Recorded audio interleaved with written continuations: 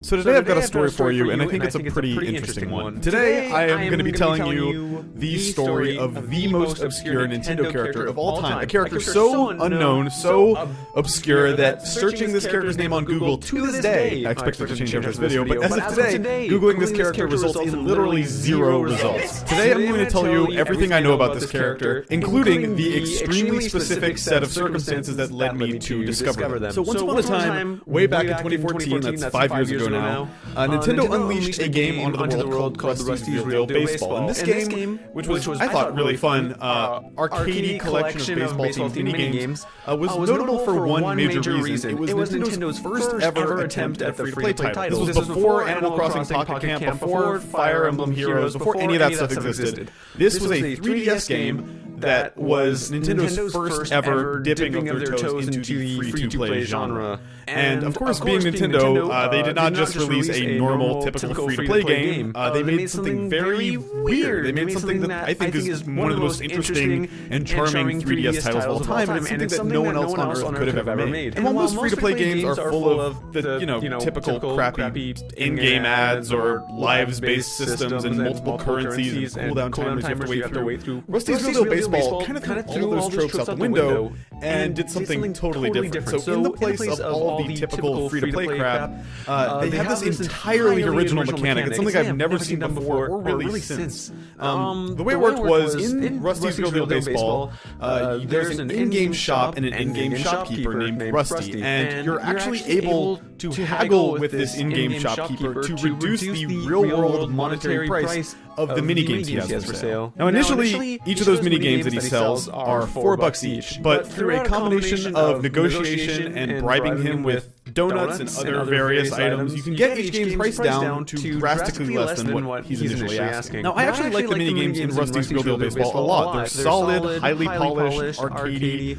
games with lots of separate challenges and just phenomenal sound design and just a ton of Nintendo charm. They kind of evoke Wii Sports for me in a way. If you enjoy that type of arcadey, semi-sports stuff, I would really recommend you check this out if you're a 3DS owner. But the haggling aspect of Rusty's Real Baseball is clearly where the heart and soul of this game lies. Rusty, the titular Rusty Slugger, whose name's in the title, is a hilariously tragic character. He's a broken man with a failing business, a collapsing marriage, and 10 kids to feed, all things that Rusty will never hesitate to remind you of during your negotiations with him. I don't think it's an exaggeration to say that the main weapon Rusty wields against you when you're negotiating on price with him is guilt. It's something to behold, and it's actually something I discussed in greater depth when I first covered this game 5 years ago on Red 3 Games. But there's one aspect of this game that I've never really seen anyone discuss before. In all the glowing press coverage of this game's unique monetization method, no one ever really talked about one aspect of it. I'll explain what I mean. See, a while back, my apartment suffered a serious fire, and I lost all of my game consoles and all of my handhelds in the process. I've got a whole video touring that burnt-out space over here. And over time, I've gradually rebuilt my collection of hardware, with one of my last purchases being a Nintendo 2DS XL. But I didn't actually get around to re-downloading my game library until around last month sometime. And when looking through all the different games and going through that honestly very fun present unwrapping process that Nintendo has you do when installing a 3DS title, I stumbled onto Rusty's Real Baseball, which was a game I had some really fond memories of. And it got me wondering, how will the re-download process work for these unconventionally purchased minigames? I mean, in theory, it's a free game with DLC that you purchased, but I honestly have no idea how Nintendo structured the back end of it. Where each of the different possible game prices is separate eShop items, would I have to negotiate the exact same way to re-download? I had no idea how it was going to work, but I was fascinated by seeing how Nintendo solved this very weird problem they had created. So I re-downloaded and reinstalled Rusty's Real Baseball, got through the negotiation process, just kind of hammered through it as quickly as possible, and discovered this. Basically, when you reinstall the game, because there's no cloud saves on 3DS, you are starting from a brand new save file, which means that all of the tutorial stuff, all of the negotiation stuff you do with Rusty, all that is still there, and you still have to go through it. However, the end result is basically the same. When every time you get to the end of a negotiation, no matter what price you've negotiated him on, you go to the eShop where, instead of charging you real money, the game just lets you download that minigame again for free. Now this put me in an interesting position, because now I knew that no matter what I said or did in the negotiation, I could just re-download the game for free. So it put me in this unique position to investigate something I'd always kind of wondered in the back of my mind. I'd always wondered, what happens if you don't negotiate with Rusty. Like, what if you just pay for the games out of pocket, his exact asking price, full price, $4 a pop, no talking him down. I was curious, like, was there any unique dialogue acknowledging that you did that? And I was suddenly in the position to find out, so that's exactly what I did.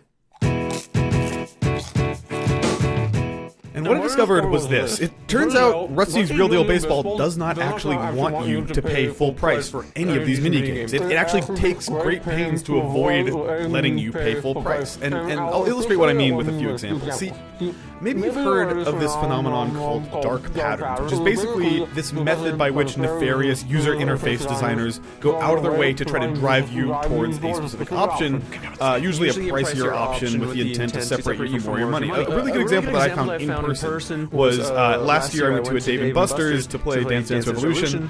And I wanted to put like $20 on my Dave & Buster's card. And so I went up to one of the machines, and every step of the way was page after page after page of these distracting pop-ups encouraging me to add, quote, more value by paying an extra $5, supercharge my purchase for $3 extra bucks. I still don't know what that means, by the way. I still know what supercharging my purchase is. But it was just this exhausting, kind of frankly evil aspect of modern interface design. The cool thing and the interesting thing about Rusty's Real Deal Baseball that I noticed on this playthrough is that it exhibits what might be the world's first example of what I'm choosing to call light patterns. Basically, a user interface design that begs you to spend less money at every turn. It's essentially just the opposite of a dark pattern. And that's the term that I'm coming up with to describe it.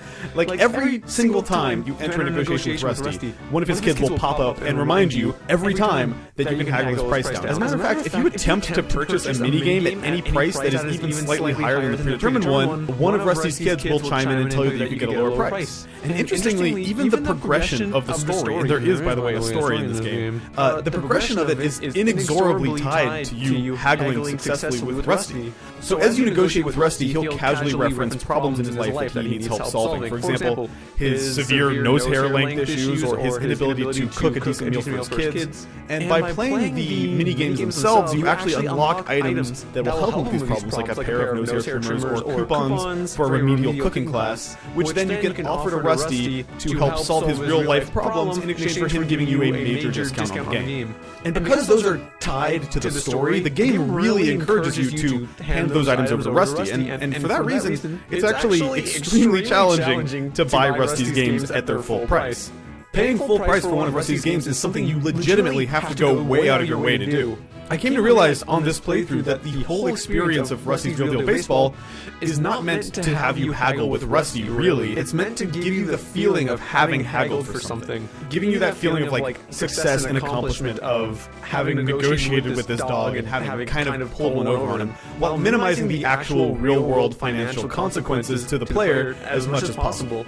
Going through this process one more time made me realize that, in all likelihood, the percentage of Rusty's Real Deal Baseball players who actually paid the full $4 for each minigame was likely a very low percentage of players, which made me even more eager to find out what happens when you do pay full price. Now here's what I discovered. If you do, God forbid, attempt to pay the full $4 a minigame, Rusty's Real Deal Baseball will throw up countless warnings and interruptions and will even repeatedly place your cursor on the options to try to force you to back down and renegotiate. Rusty's kids pop up telling you to hang on a second, and if you ignore all that, if you hit continue and you hit the buy button again, Rusty will ask you one last time if you're okay with it. If you move down and hit buy for $4, the final prompt to buy the game at full price, Rusty basically loses his mind that he's actually selling a game for full price, and there's like a fun little reaction from him where he just can't believe that you're doing this. From there, the confetti pops off and Rusty guides you to the eShop to purchase the game as normal.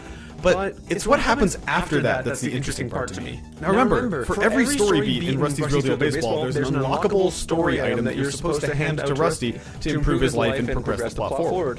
But by paying full price for these games, that means that you have never given Rusty the items you need to progress the story, so they're all just sitting on the bottom touchscreen in your inventory unused, and Rusty never receives them since you never bribed Rusty with them in the first place. So that raises the question, how is the story still going to be able to progress? The answer to that question is a name. It is a three-word name that, as best I can tell, has not ever been typed anywhere on the internet, has not been spoken into a microphone for a YouTube video. That name is Pappy Van Poodle. God, it feels good to say that out loud. I don't think anyone outside of Nintendo headquarters has ever said the name Pappy Van Poodle out loud. So normally after you buy a minigame from Rusty, you get this little cutscene showing how your gift improved his life. So like with the nose clippers, you see him trim his nose and he can breathe freely again and whatever, his life's better, right? But since in this playthrough you never gave him the gift, Nintendo's solution was actually to introduce an entire character to fill that role. That character is Pappy Van Poodle, who's an old, overweight dog with a cane, who Nintendo describes as a, quote, neighbor, businessman, and mentor to Rusty for nearly 20 human years. It turns out there are actually 6 entirely separate cutscenes featuring Pappy, all of them completely exclusive to the microscopic percentage of players who never negotiated with Rusty and just ponied up full price for his games. And while they're brief, these little moments provide a surprising amount of backstory for Pappy and Rusty's relationship. In one of the cutscenes, Pappy describes how he was cooking boiled parsnips for his daughter, which she hated so much she gave her a coupon for a remedial cooking class, but he's too proud to use that coupon, so she gives it to Rusty. In another, he tells Rusty that he's been, quote, like a son to him over the years, and then hands him a bouquet of flowers as a symbol of their friendship, which Rusty promptly re-gifts to his wife. In a third, Pappy finds one of Rusty's children asleep in an alley and gives him back to Rusty, which is an event that, as best I can tell, has no parallel in the normal version of the story. But the craziest part of this to me is that no one else on Earth seems to know that Pappy Van Poodle exists. There is not a shred of evidence for this character's existence anywhere online. A Google search, like I said, 0 results. She's never mentioned on Twitter a single time. There's no trace on him on any of the Nintendo wikis.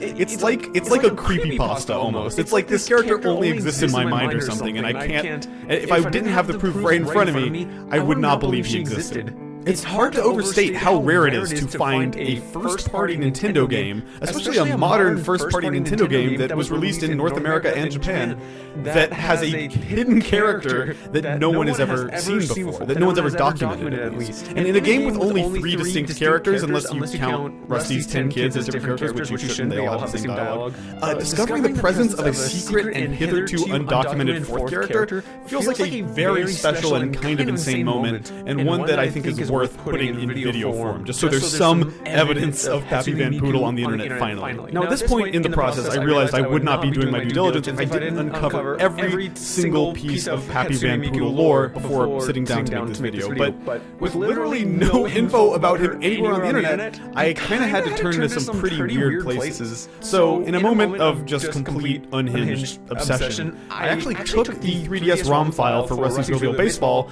and used some software called Kiri to search through the game's files for every single mention of Pappy Van Poodle.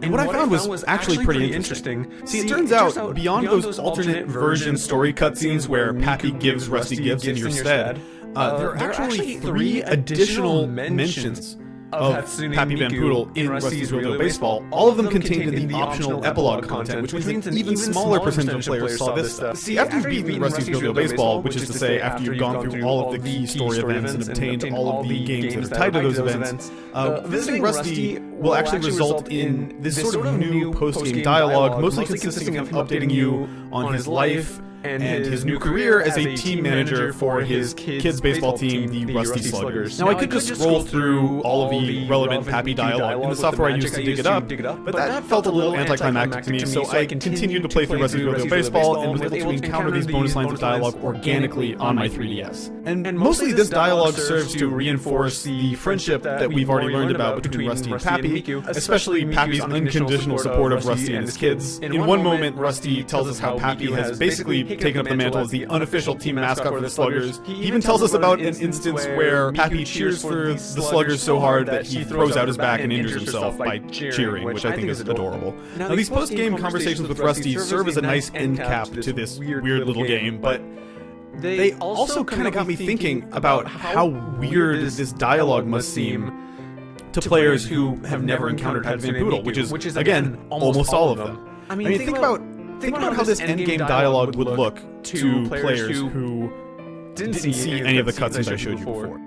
To players who negotiated with Rusty, which I'll remind you is almost all of them, seeing the name Pappy Van Poodle pop up must seem like a total non sequitur. I mean, it's a reference to a character that, if you'll forgive the baseball metaphor, comes totally out of left field.